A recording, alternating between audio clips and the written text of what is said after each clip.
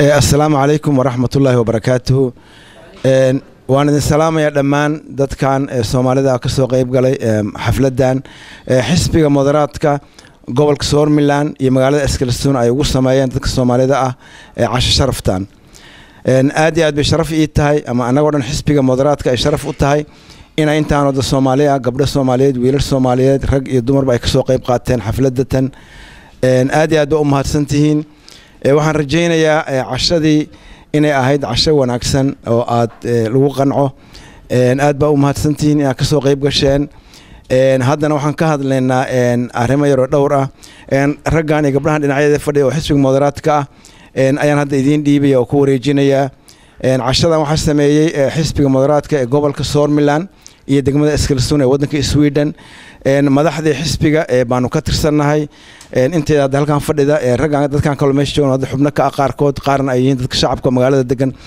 marka hadda waxaan ku soo dhaweynayaa Ingrid Jana Bore Gilimtan ku soo dhaweynayaa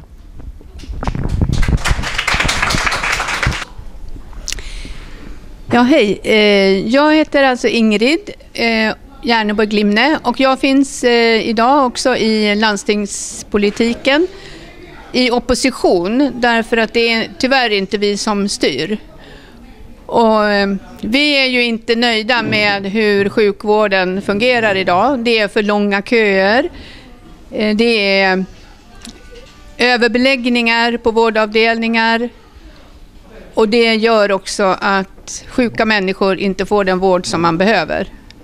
Och det här vill vi ändra på. Vi vill jobba aktivt för att få mer personal på våra lasarett så att vi kan ha fler vårdplatser öppna.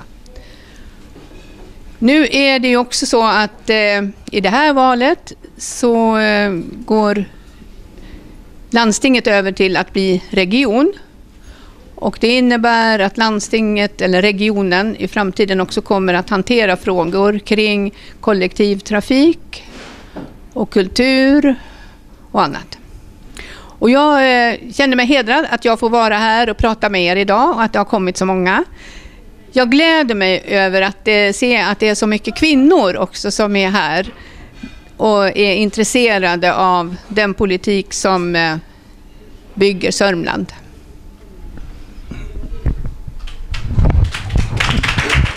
waxyar baan ka turjumaya inta ay tiri waad fahamteen dhamaantiin ma filaya magacayga waxa la yiraahdaa Betri Ingrid baa la yiraahdaa ana iyadu waxaan ka wada shaqeynaa gobolka Sörmland baan fadhinaa Landstingstyrelsen ka midnahay aanu joognaa waxaan xisbigaas macnaha oo aan ka xumahay Betri macnaha nasiib ma aanu ahayn hadda dadkii maamulaya xisbiga waxaanu nahay dadka la yiraahdo opposition ah oo maartay ka soo horjeeda dad qolo kala maamusha anagu mucaarad baan nahay sidaas darteed kuma aanu qanacsanin sida wax loo wado oo waxa jira isbitaalada waxa ka jira saf dheer baa ka jira loo galaa marka loo baahdo emergency marka loo baahdo qalliinka marka loo baahdo dhibaato weyn baa ka jirta marka taas kuma aanu qanacsanin waxaan rabnaa doorashadan hadda bisha axadda bisha 9keeda dhacaysa September inay isbedel yimaado oo marka anagu aan maamulka la wareegno oo marka aan hagaajino dhibaatadaas badan oo ka jirta isbitaalka iyo daryeelka caafimaadka oo dhan gobolka waxay kaloo Ingrid sheegtay hadda kadib wuxuu noqonayaa gobol bay isla noqonayaan oo wax lagu magacaabo region bay noqonayaan gobol ah taa macnaheedu uu yahay anagu gobolka oo siyaasiyiinta gobolka waxaanu ka shaqeyn doonaa waxyaalo tiro badan oo kale ma aha caafimaadka kaliya waxaanu ka shaqeynaynaa maaragtay waxyaalo ay ka mid yihiin horumarinta gobolka waxaanu kaloo ka shaqeynaynaa baalka la yiraahdo gaadiidka transportationka oo maaragtay gaadiidka dadka ay raacaan basaska iyo tareemada ah baan iyadan hagaajinayna marka waxaanu rajaynaynaa inuu aad iyo aad ay u hagaagi doonto haddana waxaan ku wareejinayaa Jare Bussanen oo ah isaguna madaxda xisbiga moderaadka ah ee magaaladan Eskilstuna welcome Jare. Tack så mycket. Mitt namn är Jari Postinen. Jag är vice ordförande i kommunstyrelsen i Eskilstuna och även ordförande för barn- och utbildningsnämnden. Det vill säga den nämnden som ansvarar för våra barns skolgång. Jag är tacksam att få vara här och träffa er. Jag tycker de här mötena är oerhört viktiga. Hur vi tillsammans kan skapa ett bra och starkt Eskilstuna där alla känner sig delaktiga i de här viktiga frågorna som utbildning. Så jag hoppas vi får en jättebra kväll här ikväll med bra samtal och där vi har mycket frågor som jag hoppas jag kan besvara för er. Tack. Jari wuu mahadsan yahay isaguna wuxuu yahay noo sheegay inuu yahay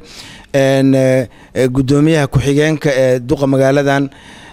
oo ah xisbiga moderaadka madaxdeediina ah macnaha landstingadka oo kale hadda markaan ka sheekeynay gobolka annaga mucaarad baan nahay laakiin nasiib wanaag magaaladatan waxaanu ku jirnaa dadka xukumaan ka mid nahay yaari wuxuu yahay gudoomiyaha waxbarashada ee degmadan Eskilstone uu yahay marka aad baan ugu faraxsanahay buu yiri dad tiro badan inay ka soo qayb qaateen oo yimaadeen shirakan sida hadda markii hore waan ilooba Ingrid ay sheegtay oo kale macna aad baan ugu faraxsanahay bay tiri markii hore Ingrid inay gabdho badan yimaadeen oo gabdho badan ay xiiseynayaan siyaasadda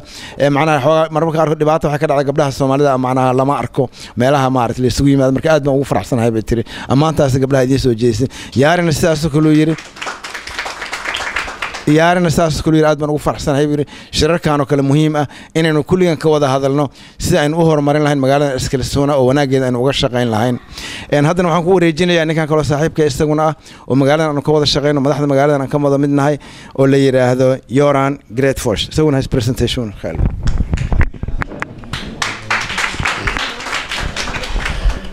Okej, tack. Och jag säger som Jari, jättekul att träffas så här. Det här är ett mycket trevligare sätt att träffas på än att stå på ett torg eller någonting sånt där. Så. Men jag heter i alla fall Göran Gretfors och jag är också kommunalråd och kollega med Jari. Och jag är ordförande i socialnämnden och ansvarar för socialtjänsten i kommunen. Så att det räcker så. Ni får ställa frågor istället om ni har några. Så, men tack för att jag fick komma hit. Göran isaguna sidaas kullu aad u fiican tahay in la kulmo kulmadana waxay ka fiican yihiin buu yiri kuwa suuqa la taagan yahay oo dadka ma aragtay si degdeg loola hadlayo maana waqti waa la soo helaya su'aal la isweydiinaya wala wada hadli kara Göran wuxuu yahay isaguna sida Yaari oo kale communal road waxa loo yaqaan oo ah ma aragtay madaxda ee degmada oo maamula buu ka mid yahay wuxuu kaloo yahay xafiiska socialka la yiraahdo buu madax ka yahay marka macnaha labada hadda xubnooda hadda labadaas aan oo kamid xubnaha aan meesha ku leenahay maamulka ah waa xubno aad muhiim u ah waliba inaga si gaar ah inoo taaban dadka Soomaalida ah oo waa dhinaca waxbarashada iyo socialka aad muhiim u yihiin marka anaguna ku faraxsanaynaa meesha maartay booskaas inaan anagu qaadanay marka wuxuu yiri macnaha waxaan rajaynayaa marka su'aalo maartay inay iyo wixii ah inaynu ka wada hadalno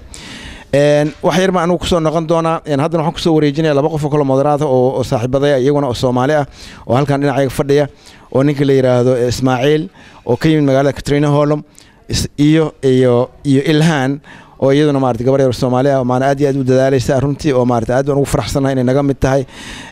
marka inta aan taa u gelinin waxaan rabaa inaan wax yar ka hadlo waxa jirta arrin propaganda ah oo dhulka gashay baa jirta aad iyo aad loo faafiyaa jira oo xisbiyada qaarkood oo xisbiyo waaweyn ah nasiib darro ay faafinayaan ay mass media ku faafinayaan ay meel walba la taagan yihiin iyagoo aan ka xishoonaynin taasoo ah macna mar walba in xisbiga moderaadka ay ku sheegaan oo ku tilmaamaan inuu maartay la shaqeynayo xisbiyada lagu magacaabo maaragtay inay xaq jirka yihiin marka taas waxaan rabaa runtii inaan beeniyaan rabaa xisbiga moderaadka waxa weeye waa xisbiga macna dadka Soomaalida isku dhow yihiin waa xisbiga runtii mar walba ka shaqeeya danta dadka waa xisbiga macnaha ay tahay macna qofka shakhsiga ah qiimihiisa uu maaragtay uu muhiim u yahay macna qofka waxa uu isagu rabo inuu isagu xor u yahay inuu qofku maaragtay uu isagu danihiisa ka shaqeeyo inuu reerkiisa isagu maamusho inaan qof kale maaragtay aanay la maamulin arintaas oo macna arinta maaragtay ka timid dhinacan socialismka aan fiicnayn runtii oo aan ahayn hadana mid dhaqankeena iyo diinteena iyo maaragtay waxaynu naqaanay aan lug walahayn ka duwan ah oo qofku inuu yahay qof iska taagan meesha waxba maamulayn laakiin qofku inuu isagu reerkiisa ardigiisa sharaftiisa ilmihiisa inuu isagu maamulo oo xor u yahay isagu waxa uu sameysanayo marka propagandadaas xisbiyadaas hanti wadaaga ay wadaan baan runtii waxaan rabaa inaan cadeeyo inaysan waxba ka jirin oo xisbiga moderaadku uusan la shaqeynaynin xisbigan kale la yiraahdo Isbaari Demokraatina taas ay wax been ah tahay xisbiga moderaadka inuusan ahayn xisbi cunsuri ah oo aanu shaqo ku lahayn sababtu waxay tahay laba wax baan cadeynaya oo meesha maartay hadda halkan ka cadeynaya mid ka koowaad waxa weeye dadka Soomaalida oo wadankan jooga intooda badan waxay yimaadeen markii uu xisbiga moderaadku maamulayay anigu ruuxay hadda idin la hadlay abshira waqtiga aan imid 1991 xisbiga moderaadka maamulayay wadanka dadka ugu badan Soomaaliya markaas yimaadeen sharci hore bay ka qaateen iyadoo aan la dhibinin hadda sanadihii dambe 2006 ilaa 2014 intii laga soo bilaabo may 2006 ilaa 14 waxa maamulayay xisbiga moderaadka iyo saaxiibadiis baa maamulayay wadanka Sweden dadka Soomaalida inta badan markaas yimaadeen kulli iyagaa keenay hadalkaa ma beenba midda kaloo iyadana jirto rabo inaan sheego waxaa weeye maana xisbiyan maaragtay hanti wadaagga oo socialismka ah dadka Soomaalida way ku adeegtaan kaliya waxay u isticmaalaan kaliya inay codka ku ridaan kaliya laakiin waxay u qabtaan ma jiraan waxaan iyadana aan cadeynaya iyadana dad Soomaali oo meel ka gaaray siyaasadda Sweden waa xisbiga moderaadka ah weeye hadday jiraan hadda anaga intaan hadda meeshaan fadhina macna waxbaan ka nahay meeshaan joogna anigu waxaan kamid ahay sidaan hadda ka hor sheegay waxaan kamid ahay landstingeedkan kamid ahay mas'uulkeedan kamid ahay gobolka waxaan kamid ahay degmada mas'uuliyiinteedan kamid ahay waxa jira marka Ismaaciil waa saasoo kale weeye Ilhaan waana la mid weey dad kale badan way jiraan gobolada kale magaalooyinka kale laakiin hadda waxaan ka hadlaynaa degmadana ay gobolkeena kaliya waxa jira marka baarlamaanka Sweden taariikhda adduunka intuu jiray 3 qof oo Soomaaliya soo galay weligeed alla qof kale Soomaali ma soo galin 3 qof oo soo galay 3 nin bay ahaayeen 3 nin moderaat ay ahaayeen haddaan runtii aan idiin sheego oo maaragtay aan TV-ga hortiisa kamarada ka cadeeyo 3 nin oo Soomaaliga ah oo baarlamaanka Sweden soo galay wuxuu aan ninka ugu horeeyay waxa ninka waa bari leeyahay Cabdirasaaq waa bari magaalada Youtube laga soo doortay qofka shanaad buu ahaa hore buu ka soo galay iyadoo aan dib lahayn waxa ku xigay ninka la yiraahdo Amir Aadan oo isaguna ilaa hadda wali baarlamaanka ku jira oo ilaa macnaha hadda 8 sano hadda marinay haddana uu sharaxan yahay 12 sano hadda u dhamaanay iyadoo aan waxba dhib ahayn oo dhibaato aan la gelinin buu saaq ku soo galay midka saddexaad waa ninka Maxamuud Eenow la yiraahdo oo wuxuu ahaa dadka maaragtay waqti sugayuu ahaa haddana uu yimid uu ka mid noqday isna Stockholm ka soo galay 2010 marka macnaha sheekadan maaragtay dadka Soomaalida iyo dadka ajnabiga oo dhan inuu xisbiga moderaadku waa wax been ah weeye wax la abuuray wax propaganda ah weeye wax laga xishoodo weeye marka waxaan idinku la talinayaa macnaha haddii aad waxaas oo kale maqashaan sheekooyinkaas oo kale oo aad idinku aan maaragtay inaan la soo xiriirtaan anaga oo dadka madaxda weydiisaan maana xisbiga moderaadka waxa weeye iyo xisbigan kale oo Sibari Dimuqraadi wax ka dhaxeeya ma jiraan haba yaraatee waxa dhacda marka kaliya marmarka qaar kood in iyagu noo codeeyaan baa dhacda oo codka inaga noogu ridaan markii baarlamaanka wax la codeynay annaguna marka ma oran codka noo codeyn qofna ma oran karo marka waxa kale laakiin jiro run ahaantii oo shalay hadda waran dhageysanayna kamid ah arki doontaan isagana TV-da ku arki doontaan waxa weeye baarlamaanka marka la codeynayo 10 jeer marka ay xisbiga Sibari Dimuqraadi uu codeeyo 7 jeer wuxuu siyaa social dimuqraadi uu siyaa 3 jeerna anaguna siyaa marka waa intaa weey macna in badan iyaga isu dhow iyaga isku siyaasadda iyaga isku dana iyaga isku qorshe laakiin waxa waa propaganda kaliya waxay wadaan meesha weey marka propaganda macnaheedu waa fahmi kartaan waxa uu yahay هذا كان كل إرادة إنما كان صاحبتي أنا أشرح دون هذه إلها إدمو اللغة الصومالية أكواد لدونا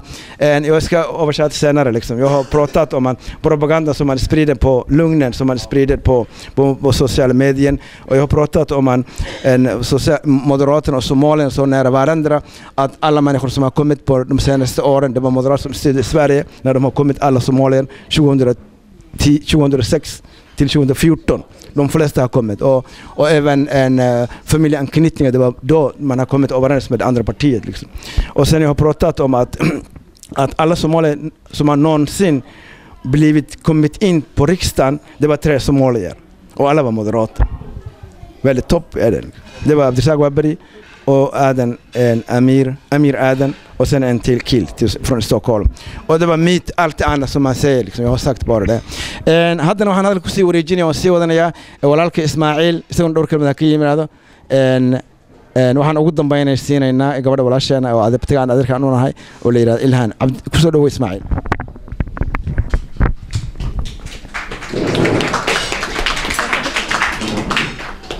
السلام عليكم هرس كل صورة حقيقة عاوة فرحات وين بيتها أنا كلنا كان كسر قيب قالوا أو كلنا لفتي واحد بدنا كسر شقي إنه دعاء أو سور توبه وحنا ذا الله هذا نصيب بدنتين مرة دي ما أنت دق مدينة دقنتين سكولات كي عدة هي ستنعاود إنه فرده سوشيال كنا عدة هي ستمانتي إنه فرده هذانا الشخص الصومالي هو تقانانه مركز أباها تاني دقرب تاجن وكم بيدي هاي معمولكي ولجو وحنقبا أنا قمارتي إن هذا نصيب بدنتين هي ستان فرصة أنا ضد كلايسن مركا أنا قو حنجعل أنا كهذا ضدنت مش العرورة إنه ود الجوجا سكولات كنوركتا سوشيال كدجان كدت كدجان إنه مسؤول كودي هاي wax badan ayaan jeclaan lahaa maartay inaad aftigiino fikirtaan la hadashaan su'aala ka weydiisaan anigu ka tirnool man ka imaaday xisbiga mudaraadkan ka tirsanahay waxaan ka tirnool u qaabilsanahay iskuulaadka ninka yaariya meeshiisoo kale xagga ka jooga guddi la yiraahdo buildings Lambton oo ka tirsan ka tirnool guddigaasaan ka mid ahay muddo 8 sano fadhiya waxa aad iyo aad muhiim u ah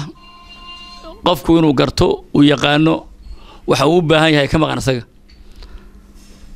waxba ma tarayso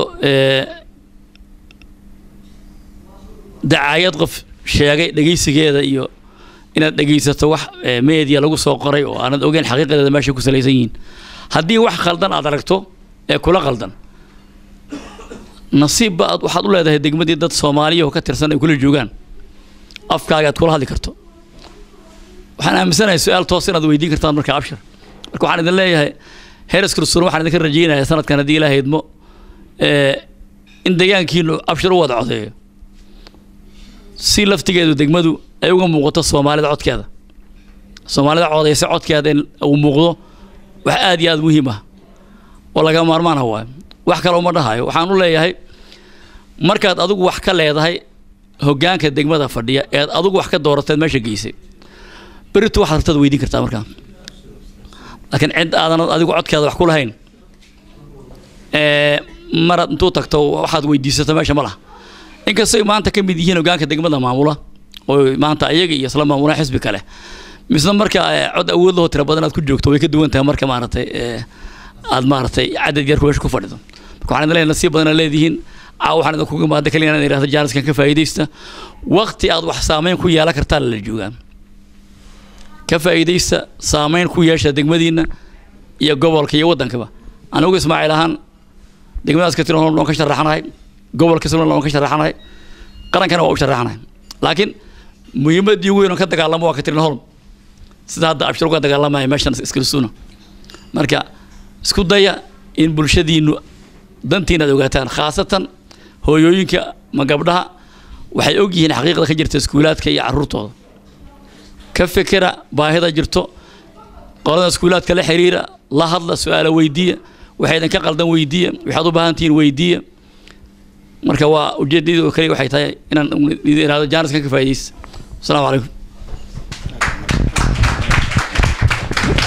Ismaaciil aad buu mahadsan yahay Ismaaciil Protedox om att ni somalier som bor här i Eskilstuna är väldigt lyckliga att ni har liksom kommunalråd som är ordförande i skolan och sen en socialtjänsten. Väldigt viktigt att ni måste samarbeta med Moderaterna för att komma lite närmare. Att ni har somalier som ni kan vända er om ni har några frågor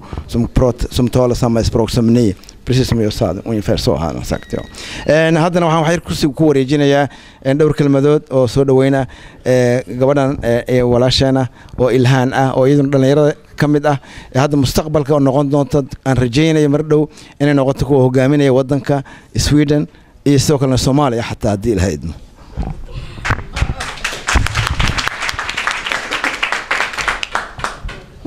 أنا هذا أفرح صراحة إني هوريال جوجا أنت عادي لأنه مركز سياسة اللي هلا هوريال بدل مجوجا أنت قبل هلا عادي هذا أفرح صراحة أن سيدا أبشري سومالي بدل صاقس مش أجانب كبدل صاق شيء أنت بحي هذا مركز مديرات هستان أنا حتى ضد بدل أنت جوجوي يا خاني وقتك عني صاق لي وقت دواء هذا قلبت حزبك دليل ده مقع وينك كلها هاي سويدن إسكستونا سورميلاند حتى مركب حزبك نفتر كي سبارتيجا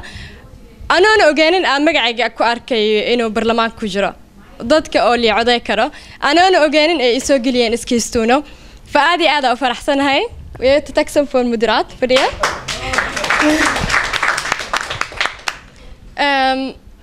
أنا كسومالي كلتوري عادات بدنو آدي أخر حنا خبنا أو ضدك كلا خبين أنا كلا بشيء أسكو درسومنا دينتي إسلام عادات أفريكان دولت كلا خبت ملأ مثلا التاس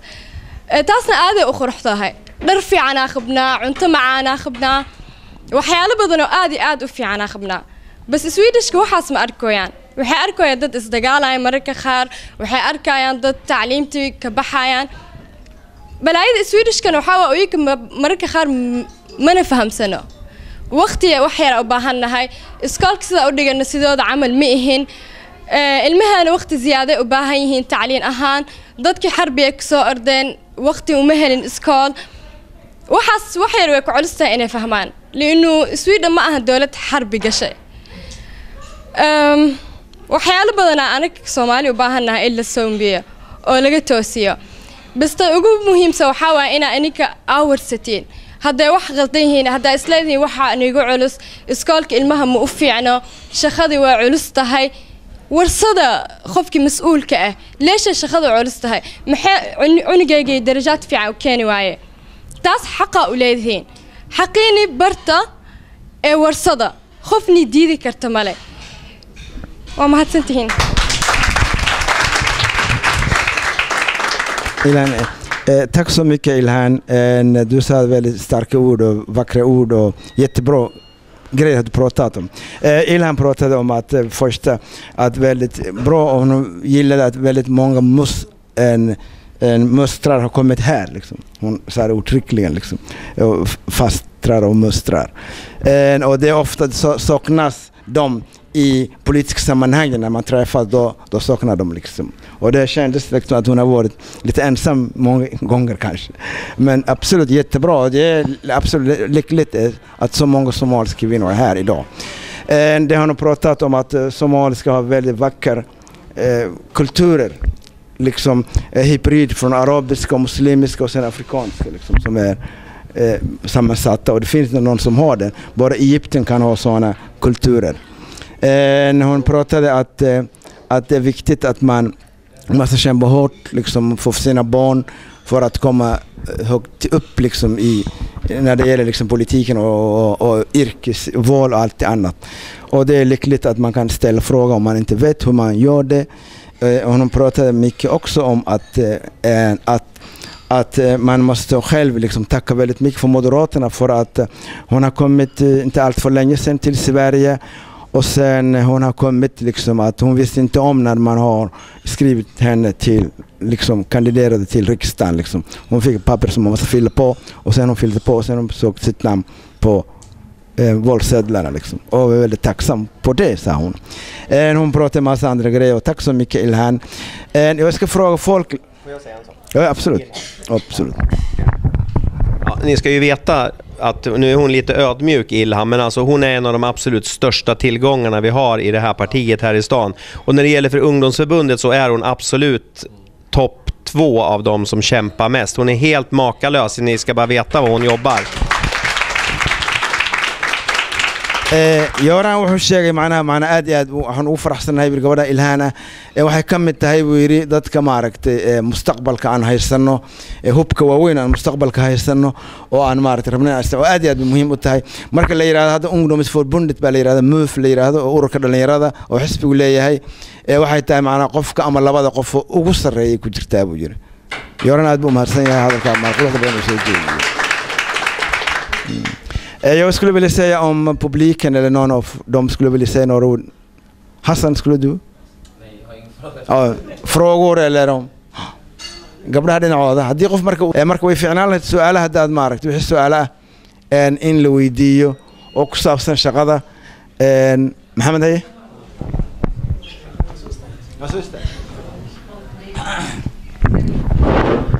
بسم الله سؤال شيء هوران وديبت لكن وكعلنا يا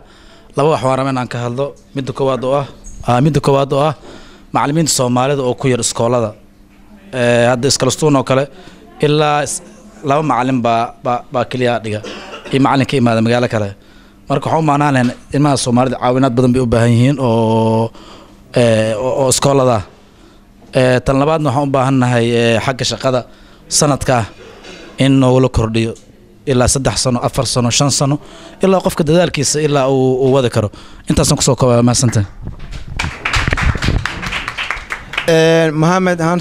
ställer 2 frågor. Det ena är att vi vill att eller vi frågar kommunen om man kan få fler somaliska lärare på skolorna. En för att förstärka somaliska språket, modersmålet alltså, och sen hjälpa till med ungdomarna. Vi har bara 2 stycken nu i Eskilstuna. Vi skulle vilja ha flera sådana. Den andra frågan är att om man kan utöka den här traineejobben som är bara 1 år. Och man kan förlänga den till flera år. 2-3 år.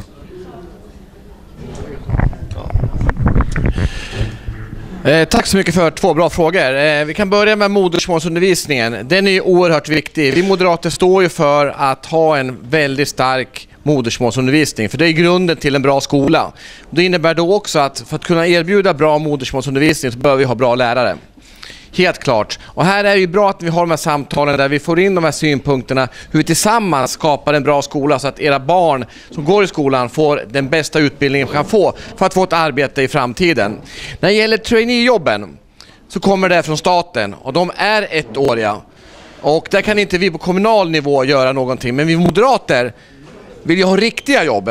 Och då vill vi skapa bra förutsättningar för företagen och sänka skatten så att de anställer, samt att vi som jobbar då får mer pengar i plånboken. Så traineejobben är ingenting vi moderater riktigt gillar, för det är inte riktiga jobb, utan vi vill ha riktiga jobb istället. معناها مودرات أنا وحدان مودراتنا معناها رنتو أن تاجرين أف سومالي الحوجية وأف سومالي والنقطة مارت أف حوجله ولا استعمالات بان ربنا أرنتان كلو تريني يوب كشغلان يكون ملقارك رنتي شغل رسمي أماهن وشغل ماركتي شغل معنا كم ملقاري وحن ربنا وجعلنا إن يدك شغل في عنه حوجله أي هلان بنادي أدور بالهين وحكلو سؤاله ها aadan ugu faraxsanahay inaan kasoo qayb galo barnaamijkan halkan lagu qabtay maanta. Aniga su'aalaha aan qabo way badan yihiin markii loo iskalastuuna kamuun, laakiin waxa u maleynayaa maadaama idinkeedan xisbiga mudaraadka maanta uusan xukumin, mas'uulna hadda uusan ahayn, maaragtay uu ku jira. Okay, waxaa jira iskalastuuna waxyaabo badan ay dawladda ilowday ay koow ka tahay dadka waayeelka ah Soomaalida. ugu yaraan ilaa 50 ilaa 70 rag iyo dumar isugu jiro dad waaweyn oo da'dooda 70 ilaa iyo ka badan ay u dhaxaysa magaalada jooga. Guryahana ku xiran xaq waxay u leeyihiin sida waayeelka Swedishka xaq ay leeyihiin oo kale inay helaan activity-na loo sameeyo meel ay ku kulmaan oo lagu maaweeliyaan ay helaan, maadaama iyagaba ay yihiin dad maaragtay wadankeeni maadaama uu maanta burburay,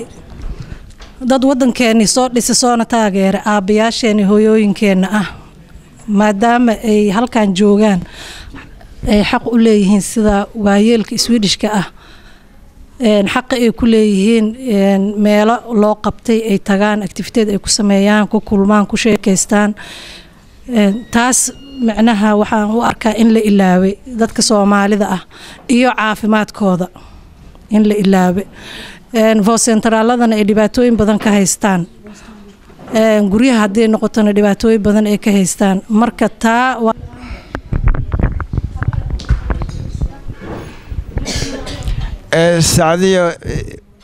Saadias fråga gäller äldreomsorgen.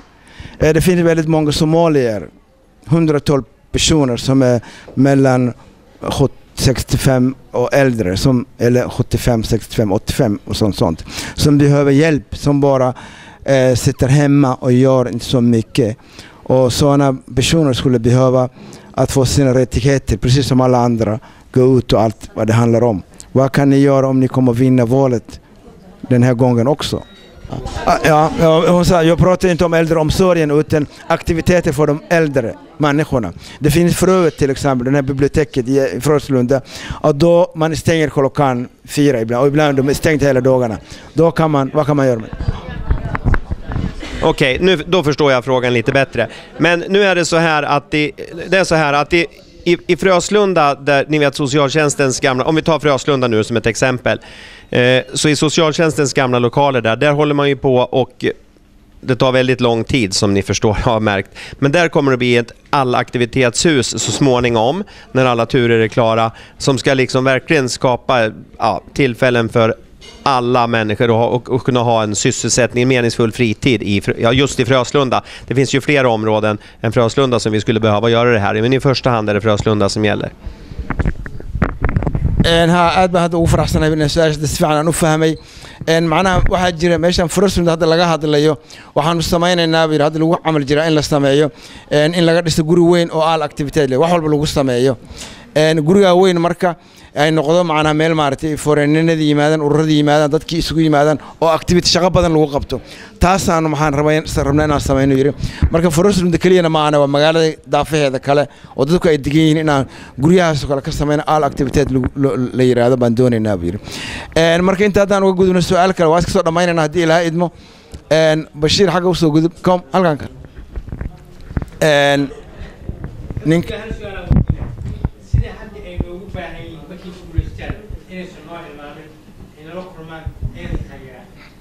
Ja, bra. Och jag vill bara ställa frågan liksom att partierna, inte bara vi utan alla partier behöver folk när den är valrörelsen och sen de glömmer oss bort liksom. Om ni kommer vinna valet kommer ni minnas oss eller kommer ni kontakta oss eller bara det är bara nästa valrörelse som ni kommer till oss. Självklart inte. Det är ju så här också att vi måste kunna bygga vidare på de här bra samtalen som vi har till exempel ikväll. Vi har ju träffats tidigare också och pratat om skola och andra frågor. Vi måste ta båda parterna ett större ansvar och träffas mer regelbundet och prata om både små och stora frågor. För det är så vi bygger liksom de här broarna och hjälps åt att lösa de problem som man kanske har inom vissa områden. Det är bådas ansvar. Jag kan väl säga så här, vi måste bli bättre som parti också. Vi måste vara självkritisk. Att det inte bara är valrörelse utan här har vi liksom ett jobb att göra. Och ni ska också kalla på oss ibland. Tycker ni någonting är tokigt så ring, kalla, kom hit. Vi vill ha ett möte om någonting. Då träffas vi också. Okej. هذا فير سم انديل حزبي هدورايو او waxa ini karabti oo sameenin 4 sano ka bacdi hadana ya cadeenayo inika muudaynaysid soo dab exactly fa aqli ma aha inaan aqli ma ahan inaan inika ni sameeyno waxa inika karabti yani مثلا hada soo qaadana misaal ahaan social demokraatana waxaan waxaan sameeynaa sax 4 sano dhaxdooda ma sameeyeen dadku way ku xanaaqeen codadka inta aadayaan xisbi kale exact hada anaga hada aarayno oo wax fiican sameeyno inka codkiina mar labaad man siinaysiin xisbi kale siinaysiin so intliga way ku baahan yihiin inay sameeyaan way ku 4 sano dhan way baahan yihiin so wax hartina dalbi karteen waxaan rabi lahaa inaan wax yar oo su'aalaha ku saabsan caafimaadka dhibaato badan ma isbitaalada ka jirta kulli waan wada salaamay waxaan sheegayaa oon ku hadlayaa magacayga waxaan kaloo sheegayaa maanta oo meeshan ka hadlayaa inaan foo centraalyaasha aan ku dhibanahay oo barbaleen naga haysto dadkii oo luqad aqoonin oo barbaleen badan haystaan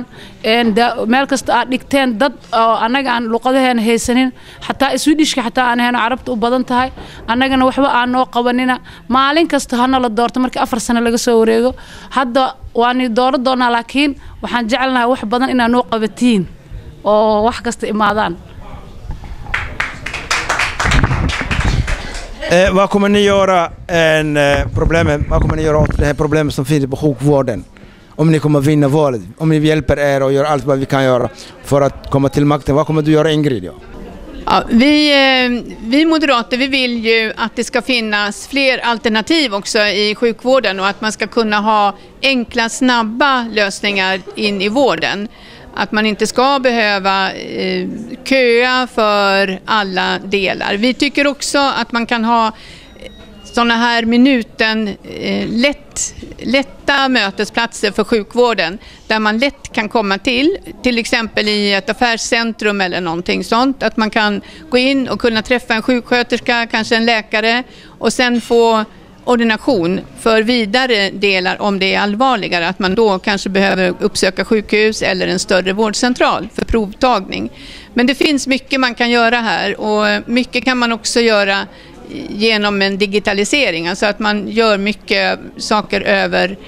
nätet, över internet och man kan kontakta läkare där också. Och jag vet inte jag tror vi uppfattade också kanske det här med att det var svårt att få tolkhjälp och det är ju viktigt att man får tolkhjälp när man ringer vårdcentral eller någon annan, att det alltid finns tolk till hands och då måste man ju tycka del att man har rätt att få tolk till alla sådana samtal. ingrid waxay ka sheekaysay macna dhibaatada jirta waxaan rabnaa bay tiri inuu qofka horta marka uu horso uu leeyahay inuu wax kala dooran karo isagu oo isbitaalo kala duwan ay jiraan oo qofku xataa maaragtay internetka uu maaragtay kala hadli karo ka samaysan karo oo uu ka bookin garaysan karo isagoo gurigiisa jooga telefoonka iyo mobilka inay jiraan macnaha bahalka waxaan leeyahay digital sharing in la kor loo qaadan rabnaa bay tiri waxaan kaloo doonaynaa inay shaqaalo badan la shaqaalaysiiyo waxaan rabnaa problemka in la xalliyo midda kale turjubaanka isaguna problem jira ah qofku xaq buu u leeyahay inuu maaragtay helo iyada ruuxooda inay wax badan ka hadlaysan waa aragna dhibaato ka jirto laakiin waxaan rabnaa inaan maaragtay dhamayno hadda waqti badan ma aynu haysan wax yar baa inoo haray waan ka xumahay 2 daqiiqo noo hartay u malaynaya meelahaas aan iska soo gabagabayna wixii su'aalaha oo kale oo qabtaan Jari och Ingrid och alla finns ni kan få tag på oss i telefon eller si kale maaragtay wixii su'aalaha oo kale oo qabtaan warqadahan ay ku qoran yihiin marka waxaan ku soo gabagabeynayaa garaadkan ku soo gabagabeynaya su'aashiisa waxaan jeclaan lahaa inaan ka hadlo 3 qodob oo ay ka mid tahay iskuulaadka oo sida badan dadka Soomaalida ama dadka Foosalunda ama ereyadan inta badan Soomaalidu waxay degan tahay dhulkan aan deganahay dadka hadda hooyooyinka caruuraha dhalay ama aabooyinka caruuraha dhalay ee halkan fadhiya iyo in lamida oo hadda ama fiirsa doonta ama inta kamid ah ayagu metelaan ah waxaa dhacda inta badan inaan iskuulaadka ay ilmaha u dalbanayaan inaan meel yar oo kooban laga siiyo oo aysan ka dalba karin iskalastuuno kamuunka iskalastuuno meeshay rabaan qofku waxay xor u tahay in iskuulka cunuga la jeclaato in cunugeed u bedel karto ama cunugeedu uu dalkaas ka bar karo waa koow kama helno oo hadda inta badan waa xoogaa yara xoogaa waxaad moodaa inaanan haysan firaaqada noocaasa oo aanu ilmaha ku dooran karno waa koow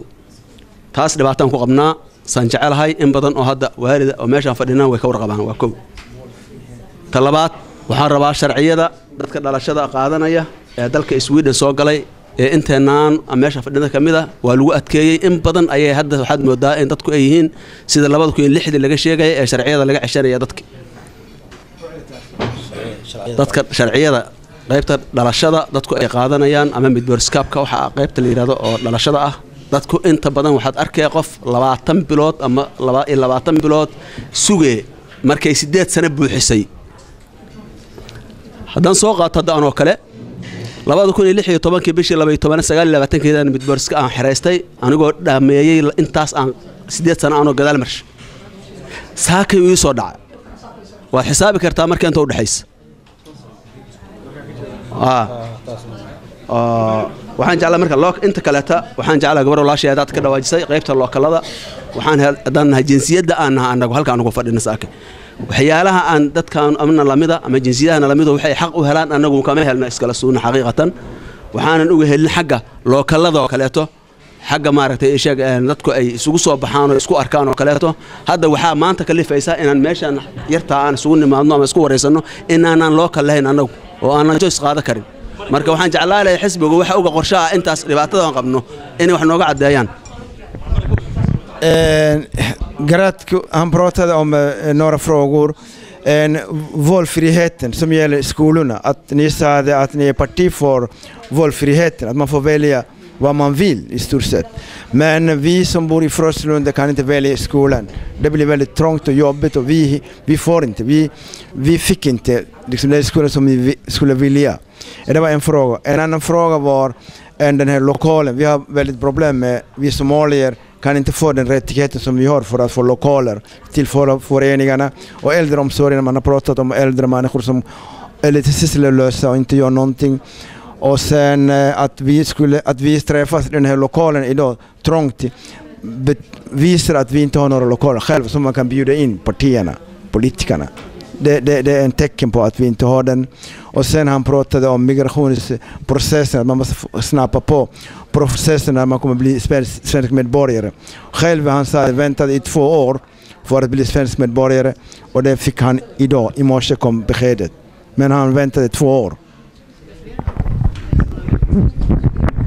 Och grattis till medborgarskapet då. Vi börjar där. Jag var själv finsk medborgare i början så att jag blev som tonåring blev jag svensk medborgare själv. Nej, vi kan börja med frågan kring lokalen. Den har vi pratat om tidigare. Den frågan har vi tagit med oss i Moderaterna kring lokalfrågan. Vi träffade er här i söndags och då var den frågan också uppe. Så den frågan ligger på vår agenda. Där tycker jag vi kan lämna där.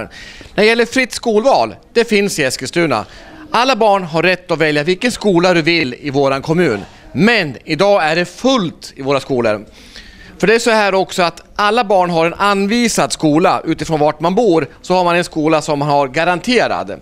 Och det innebär då också att de barn som inte gör någon val hamnar då på den skolan. Idag söker många barn andra skolor i kommunen, men kommunen har vuxit, vi har fått jättemycket nya barn, vi bygger ut nya skolor. För det bästa som borde finnas är att alla hade obligatoriskt skolval. Det skulle göra en bättre rotation och få en bättre integration också kring det. Så där har vi mycket mer att göra, men du har idag fritt skolval i Eskilstuna. Jag kan svara på din sista fråga där om medborgarskapet. Alltså, det är några år sedan, det är inte så många år sedan som det faktiskt, man var tvungen att bo i Sverige i 7 år innan man ens kunde ansöka om medborgarskap. Så det här har blivit bättre med åren faktiskt. Så att 3 år är rätt så okej ändå. Tänk dig de som fick vänta 7 år förut innan de kunde ens ansöka om det. Så det där, jag tror faktiskt vi ändrade det där i alliansregeringen, om inte någon missminner mig. Så det är nog Moderaternas förtjänst. Men lite fortare skulle det kunna gå ändå. laba su'aalood degdeg haddaan uga jawaabno oo aan idin turjumo wax yar yaari wuxuu yiri qof walba horta xaq buu leeyahay iskuulka isagu dalbado uu rabo taas waa wax sharci ah weeye oo qof xaq u leeyahay laakiin dhibaatada jirta waxay tahay iskuulada way buuxaan hadda iskuulada dhan kulli waa way buuxaan marka qofka macnaha taas ka qofka walba iskuulka u dhow horta marka uu horeysa xaq u leeyahay inuu isagu aado laakiin qofkii rabo inuu iskuulka la dalbado oo iskuul xaafadiisa ahayn marka hore waxaa la fiirinayaa ilmaha meesha degan agagaarkooda marka iskuulada dhibtaas ka jirta way buuxaan يوران سوون وحكي شيء معناه مدة قاعدنا runtii waxa weeye waa macnaha intii dawladda alliance oo moderaadka ay xukumayaan wadanka macnaha waxyaalo badan oo degdeg ay sameeyeen ay hagaajinayaan oo ay leeyihiin war qofka macnaha wadanka la qaadanayo ama sharciga la siinay ha loogu dhaxsado laakiin joogayana hadiiba waxa loo qabto ha dhaxgalo bulshada marka wax yar waa sii wadaynaa su'aalo kale yaa yiri soo koobina hortoon waxaan daqayaa dhammaan xisbiga mudaraadka madaxdiisa maantana soo booqatay iyo Soomaalidaba anu su'aal baan weydiinayaa Soomaalida waxay tiraahdaa been fakatay runimo gaadho hadiiba ay been tahay in aydan xulufo lahayn ama xisbigan la isku kun xoqaye SD-ga ay jirto annaga maxaa noo damar qaadiyaa hadii ay isku garab dhacdaan in aydan la dhisan mar dambe xulufo la noqon nimanka aan ka baqarayno waa soo gabagabayaan Jag tackar er först och främst liksom till inbjudan här att vi fick möjlighet att komma hit. Den andra frågan är som jag vill ställa är att vi är väldigt glada att som ni säger att ni inte kommer samarbeta med SD. Men kommer bli garanti att ni inte kommer göra det. Jag kan garantera i Eskilstuna så kommer det aldrig ske. Inte så länge vi sitter i makten här för Moderaterna så kommer det aldrig ske i Eskilstuna. Det är 2 partier vi aldrig kommer samarbeta med i Eskilstuna. Det är Vänsterpartiet och det är Sverigedemokraterna. Det kan jag lova i Eskilstuna att det kommer aldrig ske så länge vi sitter på de posterna vi gör i partiet.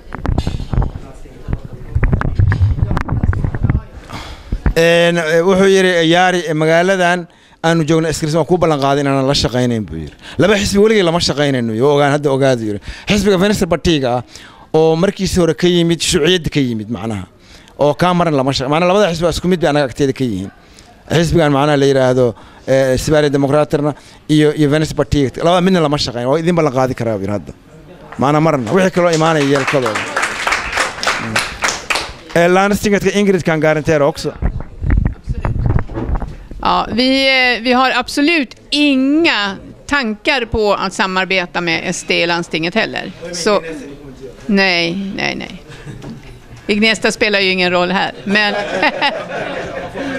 ja.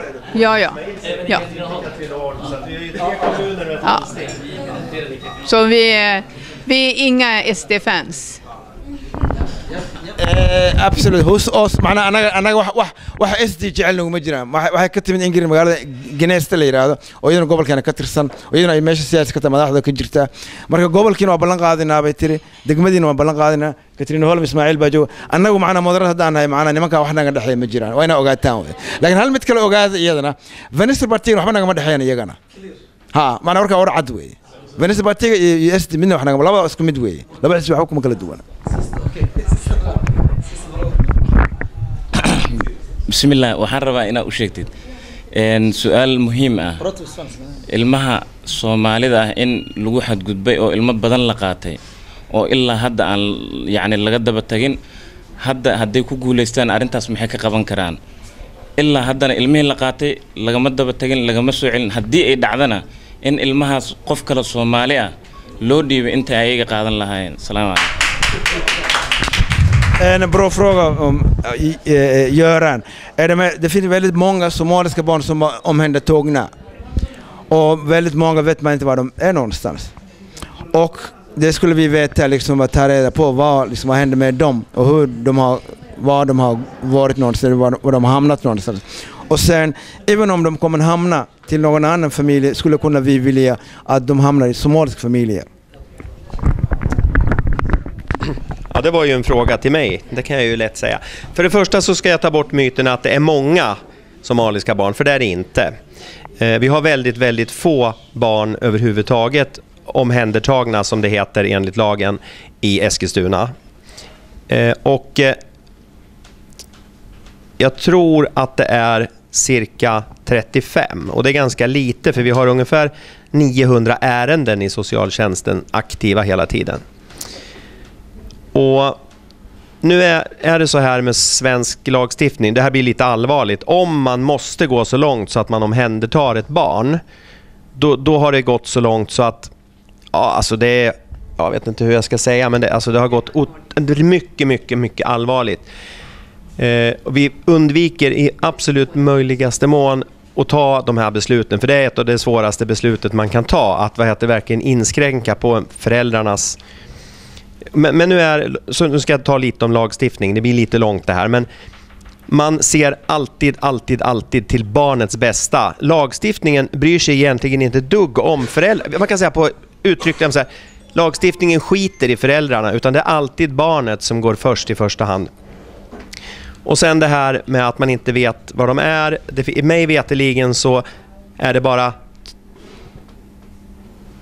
under 5 barn som har så att säga hemlig vistelseort där inte föräldrarna får veta var de är. Och den tredje frågan är att man hamnar hos en somalisk familj. Alltså det är jättesvårt. Det gäller att hitta ett familjehem för barnen som är bra. Det viktigaste är att barnet får det bra utifrån barnets perspektiv. Men jag skulle nog tippa på att de flesta, och det är verkligen inte många somaliska barn. Jag har ganska bra koll på det. Det är verkligen inte många somaliska barn som är omhändertagna. Och jag tror till och med att de flesta är i somaliska familjer. Inte alla, det vet jag. Men ja, det är inte många. Ja, absolut. Jag kan översätta och sen beskriva lite utförligt, lite mer grejer liksom om just det. Horta su'aashan horta macna aad iyo aad muhiim u tahay runtii oo dadka Soomaalida oo dhan inay maaragtay Yoran la soo xiriiraan oo ay maaragtay weydiiyaan social science-tiga macnaha wuxuu yiri horta arintan ah waa been buu yiri in ilmo badan oo Soomaali la qaatay taa horta macnaha dhexdan ka daloonaya beentaas uu yiri wax jira ma ahan buu yiri waxaan qabaa buu yiri macnaha 13 wax la mid ah wax faas weey wax yar weey yiri macnaha 900 oo arimood baa noo yaal biro iyagoo kala abiri marka waxa Soomaalida waa wax yar 13 wax la mid ah abiri marka arintaana ilmo badan oo Soomaali la qaato waa been buu yiri midda kale oo jirto macnaha hadda muhiimka hadda anigu idin kula hadlay af Soomaaliga idin kula hadlay waxa idin sheegay waxa weeye isaguna uu sheegay waxa weeye macnaha meesha sharci baa yaala sharciga markii Swedishka waaridka iyo hooya dhashay iyo aabihiis baa jiran iyo ayeedood baa dhimatay waxa shaqo ku mana sharcigu macnaha ilmaha umbu eegaya kaliya sharciga Swedish macnaha ilmaha kan marka ilmo in la qaato oo reerahooda laga qaato oo waaridka dhalay laga qaato waa marka arin fogaatay weey marka macnaha arin caadi ah macnaha ilmo la iska qaadanaya ma laakiin hadii ilmo dad laga qaato waa arin macnaha meel fog tagtay weey oo macnaha wax walba laga la qoostay oo ilmo macna dhibaato soo gaartay weeye marka macnaha sharcigana ma u fiirinaya ilmahan wuxuu u fiirinayaa inay iyagu xaq leeyihiin qof bini aadan yihiin oo waxa la bonus best la yiraahdo macna wax kale ma la eegay waxa ilmaha ugu fiican baa la eegaya marka arinta macnaha runtii waan kula hadlayaa ana hadda hadalkayga aniga iskala hadalkan waxa weeye in macnaha ay dadaal la sameeyo oo macnaha de sharciga macnaha waxa ilmaha la qaadanaya markii meel fog tagto laakiin intaan oo aysan tagin oo dhan macnaha waa in lala xiriiro social science-tiga waa in yooraan loo yimaado aniga la weydiiyo qof kale la weydiiyo la yiraahdo niyo dhibtaasaa jirta oo socialku waxa weeye waa hay'ad dawladda ay leedahay oo sida booliska oo sida maaragtay brand stationka sida macnaha la mida waxba kama duwana dadka inay caawimaan bay u joogaan in lama ka qaataan uma joogaan marka intii dhibtadu qofku dareemo waa inuu markaa la soo xiriiro oo socialka uu leeyahay dhibaataan ay haysto marka siyaalo badan dadka u caawimaan iyaguna taa manana ku daraya middan kale oo isna su'aasha kale oo maxaa Soomaali loogu geyn waayay waxa weeye macnaha arrintan waa arrin xogaa adag weeye macnaha hadda runtii aan ku daray inaguna waynu ognahay dad badan oo Soomaali ilmaha ayaa jira waana waynu ognahay inagu macnaha ilmo badan oo Soomaali dad badan oo Soomaali qof iyo laba iyo saddex aan badan baa jira taana marka way jirtaa laakiin way adag tahay waxay u baahan tahay macnaha reerka ilmaha loo geynayo macnaha lama fiirinayo waalidka iyo waxba lama waxa la fiirinayo ilmaha meel ay ku badbaadaan meel fiican marka in reer Soomaali ah la helo oo la yaqaan oo lagu kalsoon yahay xogaa muddo ay qaadanaysaa intaas ku joojinaya jag har skrivit lite grann lagt till att det är viktigt att man kontaktar med socialtjänsten. Kommer knacka på dörren på Göran eller någon annan och säger jag har problem liksom. Vad kan man göra? Hur kan vi hota liksom? Att som du sa det att det har gått för långt när man måste ta hand om barnen. Det har gått för långt. Och innan dess måste man kontakta med socialtjänsten. Socialtjänsten som är lik med alla andra myndigheterna, brandstationen, skolan, kommunen på många precis som alla andra. Jag har lagt till också sa det liksom även vi somalier vi vet om det. Det finns många somalier eller en del i alla fall några som har somaliska barn liksom. Vad heter det? Hem placerade barn, familjehem. Finns några somaliska familjehem. Det har jag lagt till liksom också. Nej, jag skulle bara säga det, man får inte vara rädd för socialtjänsten, för socialtjänstens absoluta yttersta ansvar är att hjälpa. Jag vet att det kan säkert vara lite skrämmande det här med den här myndighetsutövningen som socialtjänsten har, men socialtjänsten gör allt för att hjälpa till. Så är det. أساس معنا سوشيال شيرنس وحوي وهيئة كم إذا هذا دولة أو ضدك عاون شغلة قبطانا وحوي بقول كي بس سؤال دبيعشان وعاوي مادوي ضدك عاوي من كلية لكن مركز تكتو علمي إن دباتة سوقرت مركز إن شرعي مركز الاستعمال ومر لفوي عادي هذا ويروي نحن مالين وحكوا السؤال مجينا وحبضنا بين فديني محمد سيست فروغر من رانا هالكام كسو جوجنا ألر سيست فروغر السلام عليكم dhalinyaro badan oo waxa jirto daayar ku joogto dalkan oo daadooda caadiga ma taqaana iskuul iyo waxbarasho ku jiro iyaga waxbarashadooda iyo wuxuu tabaadadooda lagu qabsado leedaada ma jirtiin qofkii moral buu laa wax buu baranayay isagoo waxbarashadiisa wixii wato baa liiri daadana jirtid daa jirta maahan oo daadii ma taqaana baa daa loogu kordhiyay dandiid ma loo kordhiyay laba muruga baa isku darsantay qofkii moralkii waxbarashada uu laa uu ka istaagay marka dhibaatada iyo dhibkaas haysato qofkii intidaadiisa lagu qabsaday daaweyn hadana dusha loo saaray hadana diidma madax loogu sii daray waxbarashadii iyo mataqaan iyo jabkii mataqaan ka soo gaaray deeno wixii barashada dhammo iskaga joojiyay qofkaas duwal uu dhibaato mataqaan iyo buuq maskaxdiisa ku furantay wax walba ku soo gudboonaan kara marka maxaa xal looga heli karaa mataqaan ma aragtay dhibkaas iyo mataqaan ma aragtay qofkaas ku soo kordhayo maxaa mataqaan ma aragtay looga joojin karaa Mohammed pratar om de ungdomarna som har kommit hit och uppger att de är viss ålder. Och sen man har kollat och kontrollerat och sen en vacker dag sa man nej, du är inte den här åldern utan äldre. Och sen de har fått en förnekat uppehållstillstånd eller asylsökande för avslag och sen måste utvisas och massa hot och allt annat. Och då har de inte möjligheten att fortsätta studera för att de är jättebesvikna. Vad kan man göra sådana saker liksom att barnen ni förstår vad jag menar.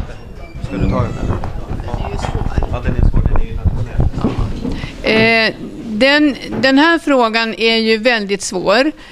Därför att det är alltid svårt att göra en korrekt bedömning av ålder. Och om man har gjort sig av med alla papper på sin identitet så kan det vara väldigt svårt då att bevisa någonting. Och då får man gå dels på vad den ungdomen säger, men kanske också på medicinska undersökningar och erfarenheter. Hur utvecklingen i kroppen ser ut och sådär. Jag kan inte det ordentligt, men det är ju inte vi som gör den bedömningen. Det är inte några politiska bedömningar i det, utan det är läkarvetenskap som bedömer sådana saker. Och sen är det Migrationsverket, tjänstemän, som bestämmer hur det ser ut. Och då har vi inte mycket annat än, då får vi rätta oss efter sådana beslut som man fattar i domstolar. Där man gör sannolikt att en person har en viss ålder beroende på utvecklingsdelar i kroppen. Så. macnaha horta su-aashan waxa weeye su-aal khusaysa macnaha landstingetkana ma ahan commuunkana ma ahan oo macnaha xoogaa macnaha su-aashu waa su-aal adag weeye waa su-aal macnaha heer national joogta weeye ma ahan macnaha waxaana waan ka shaqeyna ma ahan sideeda ahaanna macnaha su-aasha su-aal ma ahan runtii siyaasadeed ma ahan maxaa yeelay qofku waana su-aal adag wey runtii absolutely oo macnaha qofkan ilmaha waxa ay sheegeen iyo macnaha in maaragtay cabir laga qaato la yiraahdo macnaha da'dan ma jirtin macnaha takhaatiir iyo bahalka la yiraahdo baa muujinaya marka macnaha waxa dhibto dhan keenayna waxa weeye waa dokumenti la'aanta waxa mashaakilka keenaya oo meesha hadaan dokumenti jiro qofku marka uu dokumenti haysto dhibaato ma dhacdeen marka waa su'aal adag weeye waana runtii waxa maaragtay aad looga xumaado weeye laakiin waxay gacanta ugu jirtaa su'aashaani bahalka immigration marketka oo hay'adan qaxootiga ah oo iyada macnaha cabirka sheegayso oo ilmaha waxay u sheegeen macnaha wax qof siyaasi intuu soo galo oo oranaya ma jiraan ilmahan inta ma jirin intaas jira ama da'dan uu ka weyn da'dan uu ka yar ma oran karaan macnaha iyaga macnaha habka iyagu u fulneen iyaga yaqaana iyo qofku waxay u sheegeen marka waa su'aal adag weeye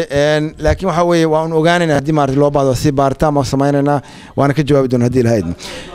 vi ska sluta idag kan du säga sista ordet med Jari eller Angre? Jag vill tacka för den här kvällen, den har varit jättebra. Jag hoppas att vi ses snart igen för att kunna diskutera viktiga frågor för er och för oss. Tack så mycket.